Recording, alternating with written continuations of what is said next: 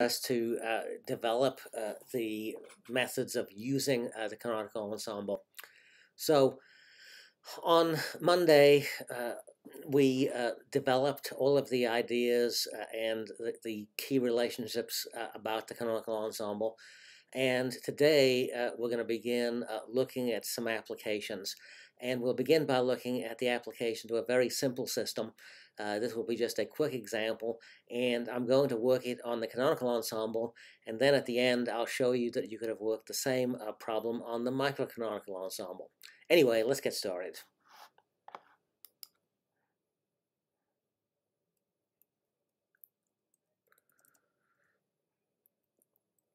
So this one's simple. We'll state the problem. We'll do an analysis on each of the ensembles. So here's our problem statement. We're going to have n distinguishable independent particles, each of which has two states separated by energy epsilon. And what we're going to do is we're going to take the energy of the ground state to be E equals 0, and the energy of the upper state to be E equals epsilon.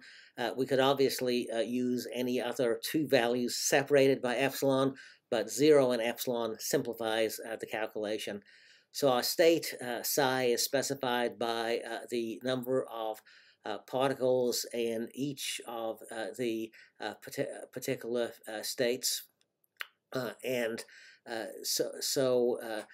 We can look at each of the particles, and for each particle, the n value is going to be 0 or 1, depending on which the state the particle is in.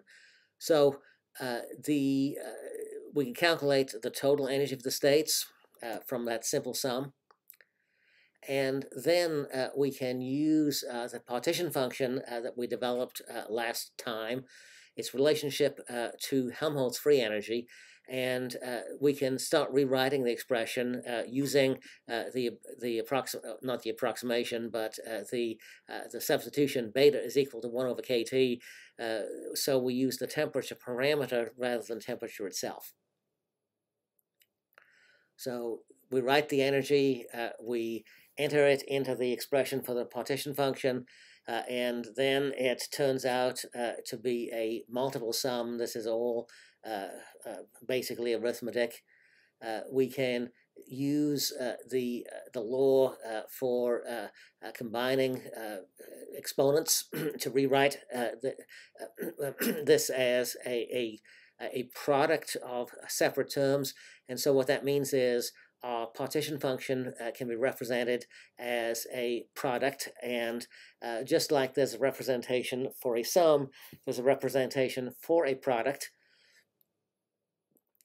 We use the capital pi, and so that's just notation. The sum can be evaluated simply because we chose the ground state to be 0, so that then gives us what the energy is. That simplifies the partition function. Now that we have the partition function, we can calculate what the average energy is, and we also can calculate the Helmholtz free energy. So our average energy turns out when we run through the calculation, and you should go through all the steps of this calculation, it turns out to be n epsilon divided by e to the beta epsilon plus 1. So this tells us, because beta is equal to 1 over kT, that energy is a function of temperature in this case, and we can draw some conclusions. At t equals 0, or as t tends towards 0, if you like, e to the beta epsilon 0 tends to infinity, and that means that the energy tends to 0. So as t approaches 0, all the particles would move to the ground state, and at t equals 0, all the particles would be in the ground state. At high temperatures, we can let t tend to infinity. E to the beta epsilon then tends to 1, since beta epsilon tends to 0. And that means that the average energy is equal to n E over 2. And what that means is that at high temperatures, all of the states are equally likely. So that's the analysis on the canonical ensemble. Just for completeness, I've gone through and analyzed this problem using the methods of the earlier chapters. So we use the number of combinations, and we use the multiplicity, and then we can run through. We can calculate what the entropy is, and then all of that gives us an expression for beta.